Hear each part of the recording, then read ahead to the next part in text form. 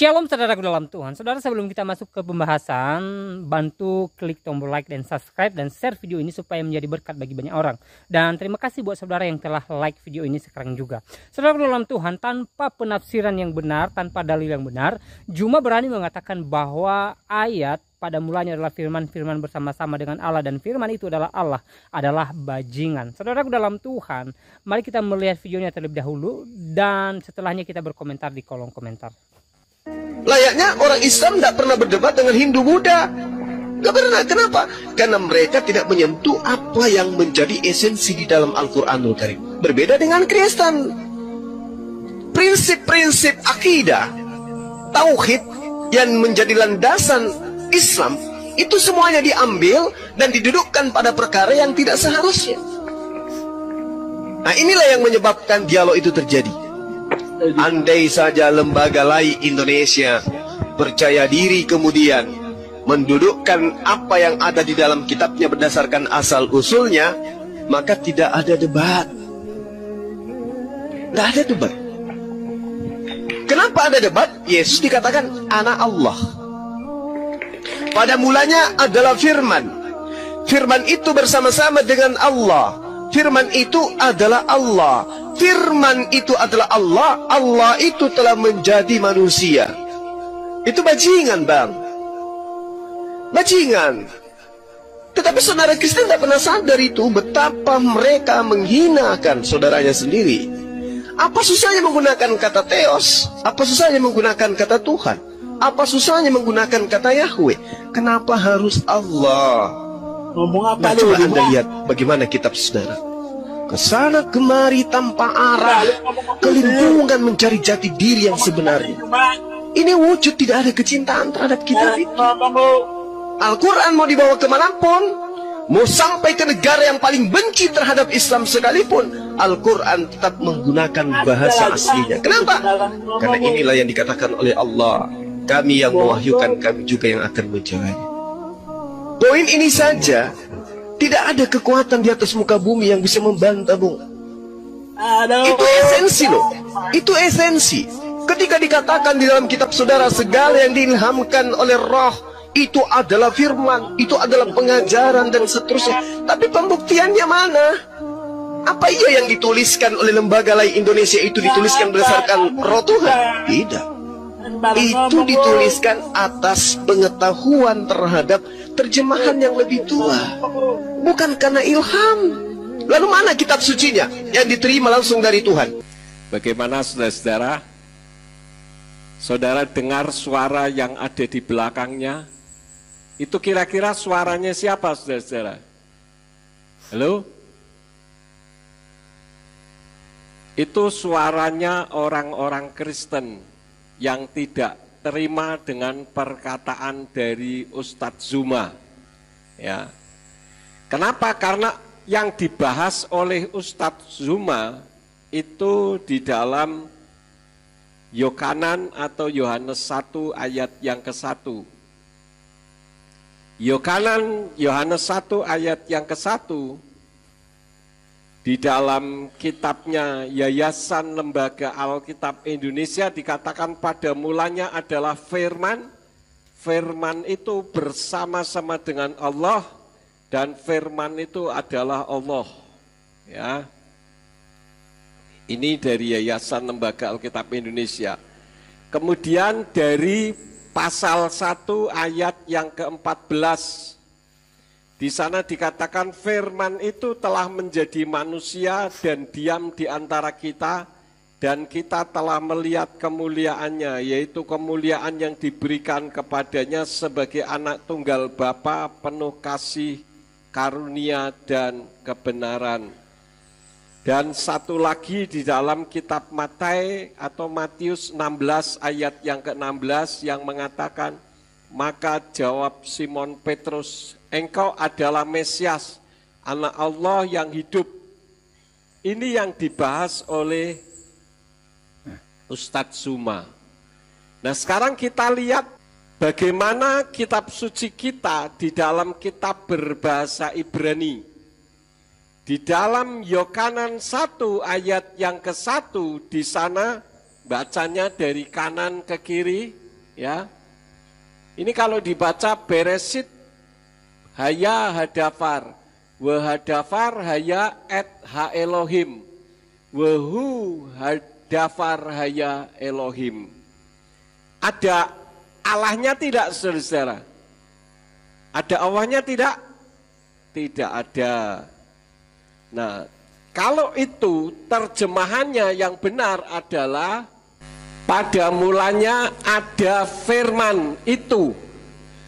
Beresit itu pada mulanya, haya ada, hadafar, dafar itu. Dafar itu adalah firman yang hidup. Jadi bukan sekedar firman, tetapi firman yang hidup. Siapa firman yang hidup itu? Yeshua HaMashiach. Jadi terjemahannya pada mulanya ada firman itu atau dafar itu. Dan firman itu atau dafar itu bersama Elohim. Dan firman itu atau dafar itu Elohim. Jadi kesimpulannya firman itu atau dafar itu adalah Yeshua. Dan Yeshua itu Elohim, saudara-saudara. Kemudian Yohanan 1 ayat 14. Ini bunyinya ya. Wahadafar lafaz basar wa yiskon betokenu wa et kavodo rainu kikfot ben yakit la aviv male keset wa emet. Ini kalau diterjemahkan kata per kata, tetapi terjemahan yang sudah saya jadikan kalimat bunyinya, dan firman itu menjadi daging dan diam di antara kita, dan kita telah melihat kemuliaannya, kemuliaan yang sama seperti yang diberikan dari Bapa, penuh kasih karunia dan kebenaran. Jadi menurut Yohanan 1 ayat yang ke-14, firman, yaitu firman yang hidup, adalah Yeshua menjadi daging, yaitu seperti manusia.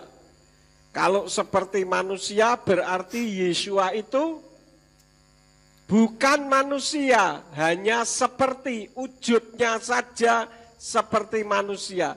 Tetapi dia adalah firman yang hidup itu. Dan firman yang hidup itu siapa tadi?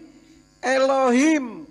Elohim itu hanya satu, yaitu Baik, Yahweh. Tuhan, sebelum kita berkomentar di kolom komentar, mari kita mendengarkan apa yang disampaikan oleh Bapak Bambang Nursena di video berikut. Dari penjelasan beliau, jelas bahwa Juma tidak mengerti Alkitab, dan kita bisa mengerti bahwa Juma terlalu botol terhadap Alkitab. Berikut cuplikannya, dan setelahnya kita berkomentar di kolom komentar. Kenapa Yesus berdoa kepada Bapa? Apakah Yesus itu namanya Bapa? Melkisedek itu Sem.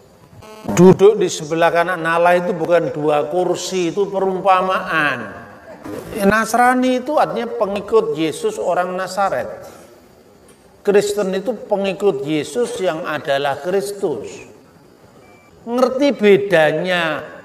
Ya sejarah abad pertama yang dipakai bahasa apa itu sudah tepat tahu. Abad pertama belum ada bahasa Itali. Masa dokumen pakai bahasa Itali diakui sebagai Injil? Bahasa Itali itu perkembangan dari bahasa Latin. Pertanyaan berikutnya, kata Tritunggal tidak ada dalam Alkitab. Teologi agama apapun judulnya juga tidak ada di Alkitabnya. Kenapa hanya Kristen yang dibully? Islam misalnya ajaran utamanya tauhid. Mana ada kata tauhid dalam Quran? Kalau di Injil Yohanes itu kan pada mulanya ada firman. Jadi di situ menunjukkan firman itu sudah ada sejak semulanya, tidak berada dalam lingkaran waktu. Tapi kalau di dalam kitab Kejadian 1:1 itu pada mulanya, lalu disambung dengan Allah bekerja. Kenapa Yesus berdoa kepada Bapa? Kita mesti memahami ajaran Kristen itu fundamental, tuntas dulu. Yesus itu siapa sesungguhnya? sebelum Yesus datang sebagai manusia, Yesus itu adalah firman Allah. Ini harus tuntas dulu. Jadi jangan hanya membatasi Yesus dengan tubuh fisik kemanusiaannya. Sebagai firman, Yesus itu sudah ada sebelum langit bumi ini ada.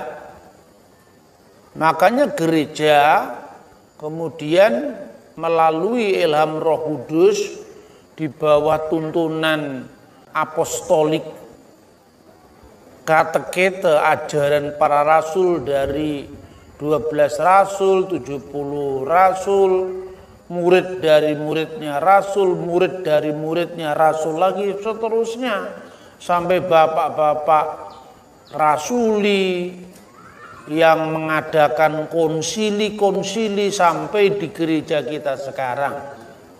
Jadi kontinuitas ajaran itu kemudian menyimpulkan bahwa Kristus itu sepenuhnya ilahi, perfect in Godhead, sempurna dalam kemanusiaannya sebagai apa? Sebagai the word of God, sebagai firman Allah. Pada saat yang sama, at the same time, Jesus perfect in manhood as the son of Mary, sebagai putra Maryam, dia sepenuhnya manusia. Jadi Yesus berdoa dalam kemanusiaannya, karena firman itu telah menjadi manusia. Dalam kemanusiaannya dia berdoa. Berdoa kepada Allah yang adalah Bapanya. Gitu loh saudara-saudara. Jadi kemanusiaan Yesus yang berdoa itu jangan hanya dibatasi Yesus itu hanya sebagai Tuhan yang adalah firman Allah, yang adalah Allah. Tapi Yesus juga manusia, dalam kemanusiaannya itu dia berdoa, bahkan dia mati. Jangan nanya lagi Tuhan kok mati. Tidak ada yang mengatakan Tuhan itu mati. Siapa yang mengatakan Tuhan mati? Alkitab mengatakan dia yang dibunuh dalam keadaannya sebagai manusia. Begitu juga dia berdoa dalam keadaannya sebagai manusia. Kedua, apakah Yesus itu namanya Bapa? Bukan, Bapa itu nama Allah itu. Allah yang tidak kelihatan, Allah yang tidak kasat mata. Dan Yesus mengatakan, tidak seorang pun pernah melihat Allah. Tetapi anak tunggal yang ada di pangkuan Bapa. Jadi Bapa itu sebutan bagi Allah yang tidak kelihatan tadi. Tapi anak tunggal yang di pangkuan Bapa, dialah yang menyatakannya. Jadi Yesuslah yang menyatakan Bapa yang tidak kelihatan tadi. Bukan Yesus itu Bapa. Karena dalam diri Yesus itu ada dua aspek. Yang pertama kemanusiaannya yang sempurna. Dan yang kedua keilahiannya yang sempurna. Nah, Yesus itu nama kemanusiaan yang dikenakan oleh Sang Sabda tadi. Makanya dalam Matius 1:25, tetapi tidak bersetubuh dengan dia sampai ia melahirkan anaknya laki-laki, dan Yusuf menamakan dia Yesus. Jadi Yesus itu nama siapa? Nama anaknya laki-laki tadi. Allah kan tidak laki-laki, tidak perempuan. Allah itu beyond gender gitu loh. Kemanusiaannya itu yang namanya Yesus. Lalu orang nanya lagi, lu kan di dalam Yesaya pasal 95 disebut Bapa yang kekal. Bapa yang kekal itu bukan Allah Bapa. Bapa yang kekal itu artinya Yesus itu Sang Mesias itu nanti menjadi Adam terakhir. Kalau Adam yang pertama itu menjadi bapa kebinasaan, karena melalui Adam yang pertama itu dosa masuk ke dunia dan akibat dosa adalah maut. Makanya Adam yang pertama bapa kebinasaan, nanti dipulihkan oleh Adam yang kedua, Adam yang terakhir, yaitu Yesus Kristus, yaitu Bapa yang kekal. Jadi itu tidak menyamakan bahwa kemanusiaan Yesus adalah Bapa. Gitu loh, saudara. Jelas ya? Melkisedek itu Sem. Gak ada urusannya itu dengan tokoh-tokoh Adi Kudrati, kecuali dalam tafsiran orang-orang kumeran di Laut Mati. Dalam tafsir-tafsir yang bersifat historis, Melkisedek itu adalah Sem yang masih hidup 10 generasi kemudian. Hitung saja umur-umur manusia saat itu. Jadi Melkisedek itu Sem, itu imam pertama dari hukum Nuh. Jadi kenapa disebut tidak berbapak, tidak bersilsilah? Ya karena begini, Kristus itu memiliki 3 matra atau 1 imam, nabi, raja. Dia sebagai nabi jelas itu kan nubuat Nabi Musa. Nabi mihirbeka meaheka kamuni Yakim Adonai Eloheka alaftismaun. Seorang nabi di tengah-tengahmu, di tengah-tengah Israel. Meaheka di antara saudaramu. Yesus lahir dari suku Yehuda, Musa lahir dari suku Lewi, maka bersaudara. Yang seperti aku, seperti Musa. Makanya Yesus itu nabi Eksodus. Musa juga nabi Eksodus, mengeluarkan umatnya dari penindasan. Misi besar Musa namanya Paskah. Makanya ketika anak-anak sulung mati, Tuhan menulai bangsa Mesir, tapi Tuhan menyisakan kasih-Nya untuk orang Israel yang taat, yang di pintu-pintu rumahnya ada tanda darah. Dia akan lewat kematian itu. Maka dikatakan viraiti et hadam ufesahti alaikem. Dan apabila aku melihat tanda darah itu, maka fesahti, aku akan lewat. Maka kata pesah itu menjadi Passover. Kalau Paskahnya Musa itu keluaran dari tanah Mesir menuju ke tanah perjanjian, Paskah Kristen itu adalah kebangkitan Yesus yang menjamin hidup yang kekal bagi setiap orang yang percaya kepadanya, tidak binasa melainkan memperoleh hidup yang kekal. Simbolnya pun juga tetap, roti dan anggur selalu ada di sana. Orang Yahudi memecah-mecahkan roti, memberkati dan mengatakan dalam bahasa Aramaik, halakma annia diakalu afaktana biar amisraim. Inilah roti sengsara yang dimakan nenek moyang kita di Mesir. Yesus dengan roti yang sama mengatakan, inilah tubuhku yang dipecah-pecahkan. Jadi kesamaan itu sangat jelas dengan Musa. Kalau itu berlaku bagi Nabi Arab atau Nabi Palestina atau Nabi Indonesia, tidak ada cocoknya. Ya, jadi kekhususan ini khusus yang benar-benar khusus. Kedua, Yesus adalah raja. Itu disebutkan misalnya di dalam Mazmur Daud. Ya, Mesias itu raja, maka disebut duduklah kamu di sebelah kananku. Siflimini, duduklah kamu di sebelah kananku. Maka siapa yang disebut duduk di sebelah kanan itu, yaitu Sang Mesias.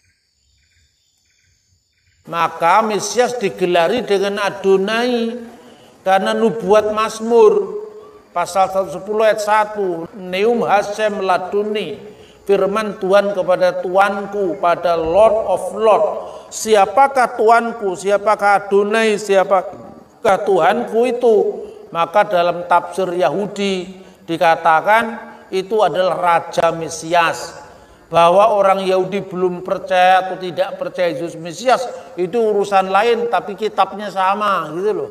Yang ketiga baru imam besar, yaitu Mazmur pasal 110 ayat 4. Allah bersumpah dan dia tidak menyesal, engkau adalah imam untuk selama-lamanya menurut peraturan Melkisedek. Lah karena Melkisedek disamakan atau diparalelkan dengan Yesus. Imam itu kan harus keturunan Harun, keturunan Lewi. Kalau dilihat dari buku silsilah tidak muncul di sana. Mana ada nama Melkisedek keturunan Lewi? Melkisedek itu jauh sebelum Lewi, bahkan jauh sebelum Abraham.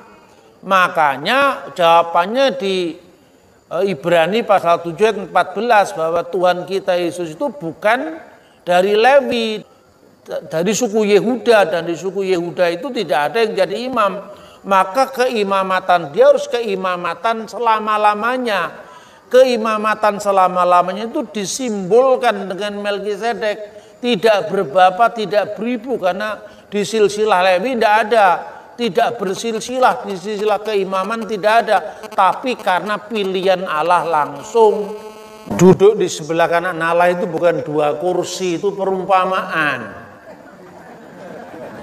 Ya, apa sih yang duduk di sebelah kanan Allah? Itu tadi Mazmur tadi, Neum Hasem Laduni, berfirmanlah Tuhan kepada Tuanku, Siflimini, duduklah di sebelah kananku.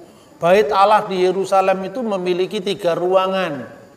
Ruangan pertama itu adalah tanda kehadiran Allah, Sekinah Ilahi. Itu ruangan Maha Kudus. Lalu ruangan kudus, lalu halaman. Nah, di dalam ruangan Maha Kudus itu sebelah kanan yaitu istana Daud. Jadi duduk sebelah kananku, Mesias itu akan menjadi raja, segala raja yang kekal. Itu bukan artinya ada 2 kanan dan kiri, bukan. Tuhan kan nggak mengenal kanan dan kiri, atas dan bawah, karena Tuhan itu mengatasi ruang dan waktu. Jadi jangan membayangkan Yesus dalam kemanusiaannya, itu menggambarkan apa? Kristus setelah bangkit dari orang mati, dia naik ke surga. Kemanusiaannya tetap ada, tapi kemanusiaan yang tidak lagi terikat oleh ruang dan waktu. Itu yang disebut tubuh surgawi. Makanya sekalipun sudah bisa ditandai, ada bekas paku di tangannya yang dilihat Thomas dan dibuktikan Thomas dengan memegangnya sendiri, tapi dia bisa masuk ke ruangan ketika ruangan itu dikunci, bisa langsung menghilang ketika ketemu dengan Kleopas dan Lukas dalam Lukas pasal 24. Nasrani itu artinya pengikut Yesus orang Nazaret. Kristen itu pengikut Yesus yang adalah Kristus. Mula-mula Nasrani itu dipakai untuk orang Kristen berlatar belakang Yahudi. Jadi setelah Yosefus, ahli sejarah Yahudi abad pertama, kan mengatakan bahwa ada orang Saduki, orang Parisi, orang Naseni. Tetapi Cornelius Tacitus menambahkan satu lagi, yaitu orang-orang pengikut Yesus dari Nazaret. Nah, itu disebutkan juga dalam Kisah Rasul pasal 24 ayat 5. Bahwa Paulus disebut salah seorang dari sekte orang Nasrani. Nasrani itu pengikut Yesus dari kalangan Yahudi. Sementara kalau Kristiani itu Kristianoi jamaknya, Kristianos itu tunggalnya, itu disebutkan dalam Kisah Rasul 11 ayat 26, yaitu orang-orang Kristen yang dari latar belakang bukan Yahudi. Yang dari Nasrani tadi jemaat yang bersunat, yang Kristen itu jemaat yang tidak bersunat. Petrus kemudian menyelesaikan itu bersama para rasul di Antiokhia, dicatat dalam Kisah Rasul pasal 15. Utusannya dikirim untuk menyampaikan putusan para rasul di Yerusalem bahwa untuk orang-orang bukan Yahudi tidak berlaku hukum Musa, tapi hukum apa? 4 hukum yang disebutkan di situ sebetulnya hukum Nuh. Lalu setelah Petrus, kemudian muridnya namanya Ignatius dari Antiokhia mendamaikan antara 2 kelompok Yahudi dan bukan Yahudi tadi. Kemudian disebutkan di sana sebagai apa? Aku percaya akan satu gereja yang kudus, katolik dan apostolik, itu sejak tahun 100-an. Mendamaikan 2 kelompok tadi karena apa? Pada waktu itu 2 kelompok itu, yang Nasrani dipimpin oleh Ignatius, yang Kristiani dipimpin oleh Evodius. Evodius itu latar belakang bukan Yahudi, Ignatius itu latar belakang Yahudi Kristen yang disebut Nasrani. Tapi setelah akhirnya perkembangan kemudian mereka semakin bisa saling memahami, mulailah dikenal istilah satu gereja yang kudus, Katolik dan Apostolik. Katolik itu belum menjadi nama gereja sekarang. Itu masih menjadi kata sifat dari gereja, artinya satu gereja yang kudus, am dan rasuli. Itu munculnya di sana. Tapi sejak abad keempat, kata Nasrani ini dibajak oleh bidat yang namanya bidat Nasrani Mandaiyan. Nah, sejak saat itu orang-orang Kristen di Arab sampai hari ini tidak mau disebut Nasrani. Karena Nasrani itu selalu menimbulkan salah paham. Tapi kalau Nasrani di abad pertama itu adalah Kristen, orang Yahudi yang mengikuti Yesus berdasarkan hukum Musa. Kalau Kristen di Antioquia, orang-orang yang mengikuti Yesus berdasarkan hukum Nuh. Injil Barnabas itu, kalau orang Jawa menyebut itu Injil Gombali Mukio, masa diterima? Injil sampah itu. Gombali Mukio itu hanya sampah itu. Orang itu ndak usah pinter, sedikit pinter aja ngerti kalau itu bukan Injil. Nggak usah pinter-pinter lah.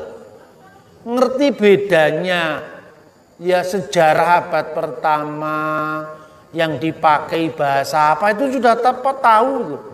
Abad pertama belum ada bahasa Itali. Masa dokumen pakai bahasa Itali diakui sebagai Injil? Bahasa Itali itu perkembangan dari bahasa Latin. Seperti bahasa Indonesia perkembangan dari bahasa Melayu.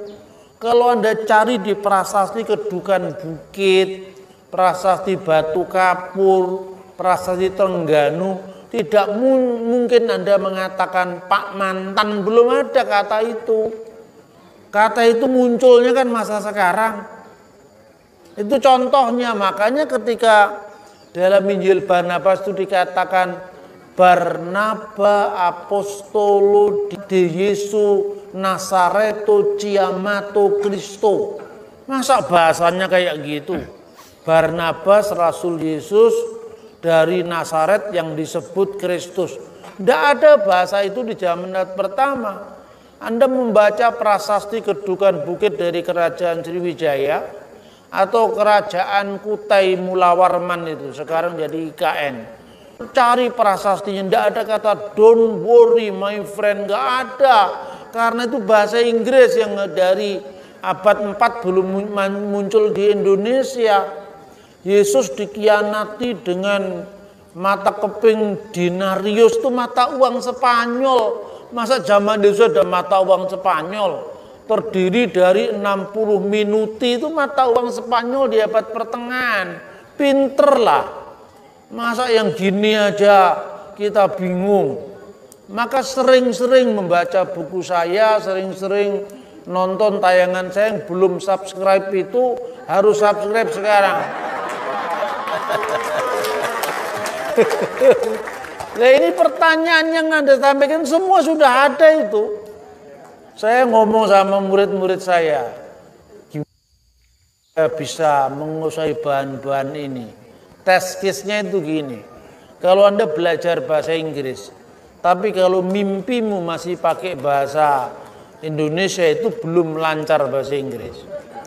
Jadi kalau kamu menguasai ini, kalau mimpimu itu sampai kira-kira ada naskah-naskah, Qumran, terus kemudian sejarah Yosefus Israel, itu baru kamu lulus. Kalau lulusnya pakai Google belum lulus itu. Gak usah ada dijawab itu. Memang Tuhan Tritunggal, nggak usah mengapa. Ya memang karena jawabannya Tuhan Tritunggal. Pertanyaan berikutnya, kata Tritunggal tidak ada dalam Alkitab. Teologi agama apapun judulnya juga tidak ada di Alkitabnya. Kenapa hanya Kristen yang dibully? Islam misalnya ajaran utamanya tauhid, mana ada kata tauhid dalam Quran? Apa kalau nggak ada judul berarti ajarannya salah? Oh, judul dipersoalkan isinya gagal paham. Iya toh, jangan mempersoalkan judul. Maka kalau Anda sering dibully, itu harus tahan bantingan, akalnya dipakai, supaya sekalipun kita tidak membuli orang lain, tapi bisa menjawab bulian orang lain. Itu kira-kira. Tidak usah kita membalas ngejek dengan mengejek, tidak usah lah. Itu bukan cara Kristen seperti itu. Ya, kalau di Injil Yohanes itu kan pada mulanya ada firman. Jadi di situ menunjukkan firman itu sudah ada sejak semula, artinya tidak berada dalam lingkaran waktu. Tapi kalau di dalam kitab Kejadian 1:1 itu pada mulanya, lalu disambung dengan Allah bekerja. Jadi itu pada mulanya dalam waktu. Bersit bara Elohim et hasamayim ve et zaaret. Pada mulanya diciptakan oleh Allah. Jadi proses menciptakan itu kan proses kemudian muncul ruang dan waktu. Sementara kalau di Injil Yohanes pada mulanya ada firman. Jadi ada ini kan sudah ada, sedang ada, akan ada, kan itu kan. Nah ini kita mesti kalau misalnya mengatakan saya adalah dokter dengan saya ada di sini, sekalipun ada di sini mirip kan tidak sama maknanya. Allah itu ada, manusia juga ada, tapi adanya manusia itu kan diadakan. Sementara adanya Allah itu sebagai pengada, bukan yang diadakan, karena ada Allah itu adalah tidak diawali, tidak diakhiri oleh waktu. Sedangkan ada ciptaan yang diawali dengan proses, itu memunculkan ruang, memunculkan waktu. Tapi kapan itu pada mulanya? Jadi itu ungkapan yang sangat umum. Saudara dalam Tuhan, itu videonya. Di video awal kita dengarkan bagaimana Juma mengatakan bahwa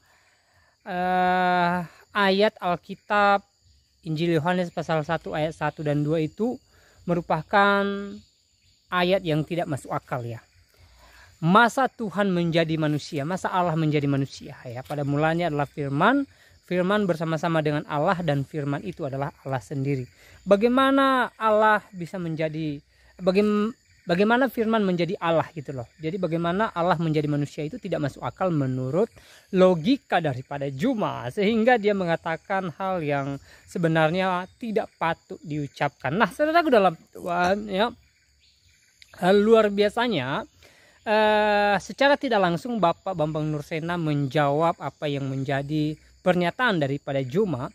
Bapak Bambang Nursena menjelaskan ketuhanan daripada Yesus. Bapak Bambang Nursena menjelaskan kenapa Yesus disebut sebagai Tuhan oleh orang Kristen, karena memang Yesus adalah Tuhan ya. Dan Yesus sendiri mengatakan bahwa dia dan Bapa adalah satu, menunjukkan kesetaraan yang sama antara dia dengan Bapa. Dan Yesus mengatakan dia adalah pemilik daripada sorga. Nah saudara dalam Tuhan, penjelasan Bapak Bambang Nursena di video tadi tentunya memberkati kita, yang menguatkan iman kita, memberikan kita pengertian yang benar tentang Yesus menjadi manusia. Nah tentang apa yang disampaikan oleh Juma di video awal, saya mau sampaikan bahwa Juma mengatakan hal itu karena beliau tidak mengerti Alkitab, beliau tidak paham Alkitab, beliau sama sekali tidak ada dasar pengetahuan Alkitab. Jadi saudara dalam Tuhan, wajar saja kalau dia tidak memahami atau dia tidak bisa menafsirkan ayat Injil Yohanes pasal 1 ayat 1 itu.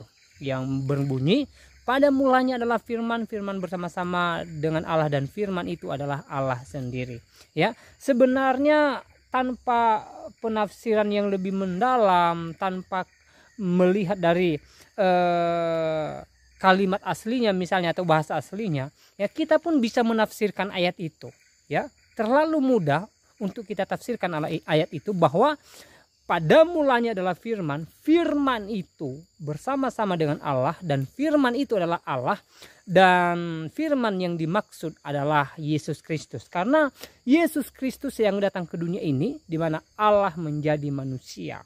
Jadi saudaraku dalam Tuhan, kalimat sederhana ini pun tidak bisa ditafsirkan dengan baik oleh Juma, sehingga dia menyampaikan dalilnya, menyampaikan datanya, tetapi tidak berdasarkan fakta kebenaran Alkitab, tidak sesuai dengan penafsiran Alkitab yang benar. Nah, saudara dalam Tuhan, seperti apa tanggapan saudara setelah menonton dan mendengarkan apa yang disampaikan oleh Juma dan juga Bapak Bambang Nursena di video tadi? Silahkan tulis di kolom komentar. Tuliskan tanggapan yang baik, yang positif, tanggapan atau komentar yang memberkati kita sekalian, dan terutama tanggapan atau komentar yang memuji, memuliakan nama Tuhan di atas kerajaan sorga.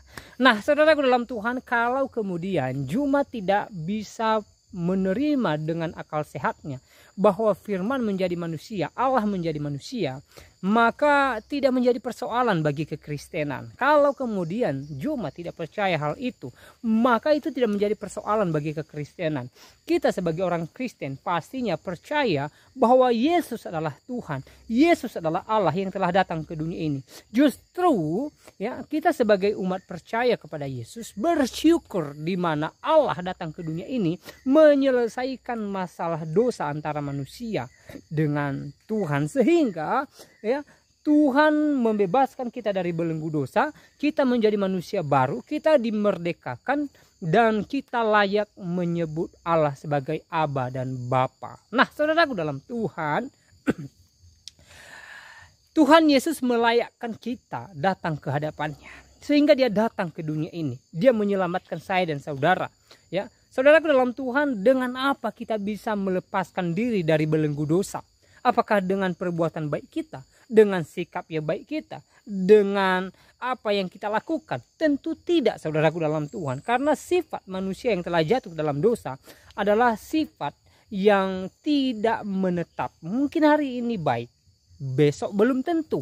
Itu sifat daripada manusia. Tetapi Tuhan Yesus telah datang ke dunia ini membebaskan kita dari belenggu dosa. Lalu bagaimana kita membebaskan kita dari belenggu dosa? Bagaimana kita membebaskan dosa yang ada dalam diri kita kalau bukan Tuhan sendiri yang datang untuk membebaskannya? Tidak bisa dengan kemampuan kita.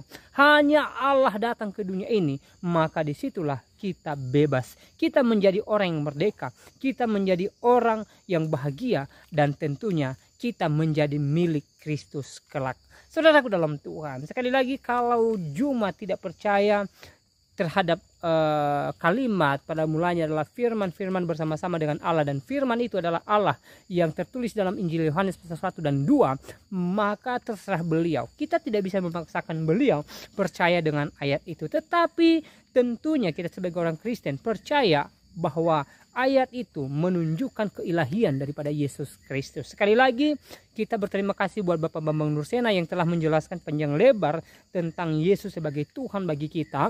Dan kita berdoa terus buat beliau supaya dia diberikan umur panjang, diberikan kesehatan oleh Tuhan, sehingga melalui pelayanan hambanya Bapak Bambang Nursena, semakin banyak jiwa-jiwa yang dituai untuk kemuliaan nama Tuhan, semakin banyak jiwa-jiwa yang berseru kepada Yesus, ya Aba, ya Bapa. Nah, saudara dalam Tuhan, sebelum kita mengakhiri video ini, saya kembali ingatkan kita untuk terus dukung channel ini dengan cara tekan tombol subscribe dan juga tanda lonceng yang ada di samping tombol subscribe, ya, dan tekan tombol like, share, dan juga bagikan video ini supaya menjadi berkat bagi banyak orang, supaya semakin banyak orang yang sadar bahwa Yesus Kristus adalah Tuhan dan Juru Selamat dalam kehidupan mereka. Nah, saudaraku dalam Tuhan, di kesempatan juga saya kembali ingatkan kita supaya kita tetap semangat menjalani hari-hari kita, supaya kita tetap semangat beraktivitas dan juga semangat mengejar apa yang menjadi impian kita. Satu tujuan, untuk kemuliaan nama Tuhan. Dan juga mari kita tetap berserah diri kepada Tuhan, mari kita tetap mengandalkan Tuhan, mari kita tetap berserah kepada kuasa Tuhan. Ya, apapun yang menjadi keadaan kita saat ini, entah kita sedang bersuka cita atau kita sedang berduka cita, mari kita tetap berserah kepada Tuhan, mari kita tetap mengandalkan Tuhan, mari kita tetap percayakan kehidupan kita kepada Tuhan. Dan dalam sukacita yang sedang kita alami, mari kita tetap bersyukur kepada Tuhan, karena selalu saya sampaikan bahwa sumber sukacita kita adalah Tuhan. Tuhan yang memberikan kita kebahagiaan, Tuhan yang memberikan keluarga kita kebahagiaan, Tuhan yang mencukupkan kebutuhan kita, Tuhan yang menopang kita, Tuhan yang menolong kita, Tuhan yang menyertai kehidupan kita. Maka wajib bagi kita untuk bersyukur kepada Tuhan.